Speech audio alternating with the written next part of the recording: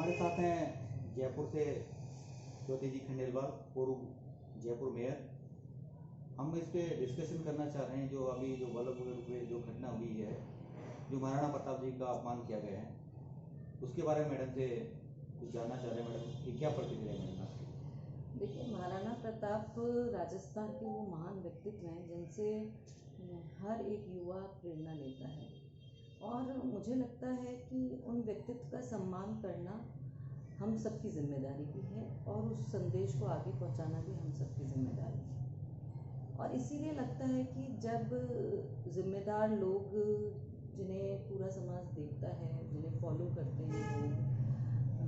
जो एक सार्वजनिक पदों पर सार्वजनिक जगहों पर बहुत महत्वपूर्ण पदों पर हैं, उन्हें विशेष रूप से इस बात का ध्यान रखना चाहिए कि इन व्यक्तित्व का सम्मान जो है वो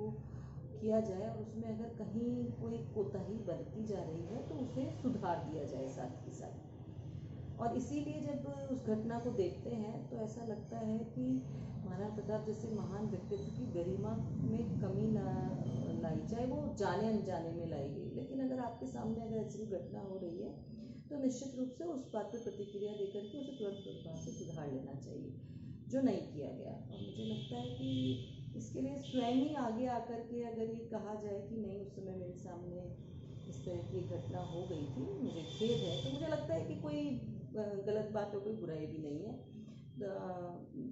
निश्चित रूप से इस मामले में विपक्षी पार्टी के नेतृत्व को भी ऊपर सूचना दी गई है। मुझे उम्मीद है कि महाराणा प्रताप के व्यक्तित्व का सम्मान करने हेतु जो कदम उठाए जाने हैं वो विपक्षी पार्टी ज़रूर उठाएगी, क्योंकि बीजेपी वैसे भी समय समय पर इस तरह की बातें करती रही है कि हम जो सम्मान करते हैं वो कोई नहीं करता, हम देशभक्त हैं, बाकी सब देशद्रोही है। जो बीजेपी के खिलाफ बोल रहा है वो देशद्रोही है, बाकी सिर्फ वही देशभक्त हैं, वही देश के बारे में जानते हैं, वही प्रदेश के बारे में जानते हैं। तो इतनी बड़बोलापन अगर आप रखते हो तो वो उस चीज़ को इम्प्लीमेंट करना भी, उस चीज़ को एग्जीक्यूट करना भी, उस चीज़ को दिखाना भी उतना ही ज़रूरी होता है। तो मैडम, जैसे कि ये घटना हुई, इसके बावजूद किसी ने भी, वरिष्ठ नेता ने, किसी भी नेता ने आगे आके किसी भी तरह की कोई बात रखी नहीं कि जो ये घटना घटी, किस तरह से घटी, क्यों घटी, क्या हम इसमें क्षमा मांगते हैं, किसी तरह का खेद प्रकट करते हैं। तो इस तरह के, तो इस जो अड़ियल रवैया, इसको क्या मानते हैं? ये मैं बोलूँ ना, अभी अगर मैं तो बीजेपी से ही सवाल करना चाहती हूँ, और आपसे भी सवाल करना चाहती हूँ, और लोगों से भी पूछना चाहती हूँ, अगर इस तरह की घटना अगर कांग्रेस के किसी कार्यक्रम में होती तो बीजेपी का रिएक्शन क्या होता? डेफिनेटली मैडम, समझ सकते हैं, है ना। मतलब आप उस समय आप कांग्रेस को बिल्कुल ऐसा प्रदर्शित करने की कोशिश करते कि जैसे ये तो हिंदुओं के अगेंस्ट पार्टी है, और पता नहीं क्या क्या क्या क्या आप अपनी। तो फिर जब आप इस तरह की बातें बोल रहे हो, तो फिर अगर आपके किसी कार्यक्रम में इस तरह की घटना हो रही है तो रिएक्शन आना चाहिए, इसमें कोई बात ही नहीं है। आपको अगर कोई चीज़, मैं ये नहीं कह रही वो सब कुछ जानबूझ करके हुआ होगा नेतृत्व के सामने, या वो इंटेंशनली ऐसा कुछ चाहते होंगे, लेकिन अगर अनजाने में भी अगर आपके सामने ऐसी कोई घटना हो गई है तो इतने बड़े व्यक्तित्व के लिए खेद प्रकट कर देना कोई बहुत बड़ी बात नहीं होती। इसीलिए मैं बार बार बोल रही हूँ कि यही घटना अगर बीजेपी के कार्यक्रम की बजाय किसी और कार्यक्रम में होती तो शायद बीजेपी तो हिंसक भी हो जाती।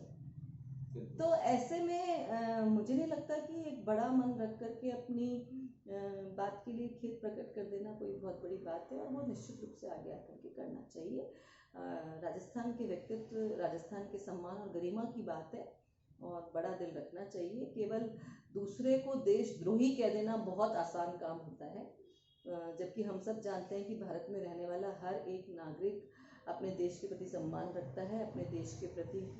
अपने अपने तरीके से वो अपने देश के प्रति अपनी भावनाएं रखता है। और ऐसे में आप किसी दूसरे को जब देशद्रोही कहते हैं तो उसके मन पर, उसके